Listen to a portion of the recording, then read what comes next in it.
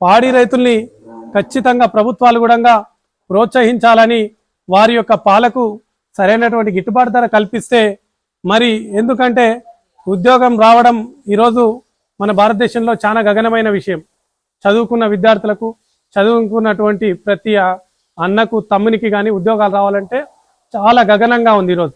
అలాంటి గగనమైన పరిస్థితిలో ఏదో ఒక బిజినెస్ స్టార్ట్ చేయాలని ఈరోజు భారతదేశంలోనే ప్రతి ఒక్కరూ ఒక డైరీ ఫామ్ని ఎంచుకునేటటువంటి పరిస్థితి ఏర్పడ్డది. కనుక ప్రభుత్వాలు మరి ఈ యొక్క పాలకు, మరి ఆవు పాలకు సరైనటువంటి గిట్టుబాటు ధర కల్పించి, మరి గవర్నమెంట్ నుంచి కొన్ని ఆర్థిక సహాయాలు అందించాలని, మరి వారికి ప్రోత్సాహం కలిగిస్తే ఇంకా ఈ యొక్క పాడి పరిశ్రమ చాలా అభివృద్ధి చెందేటటువంటి అవకాశం ఉంటుంది.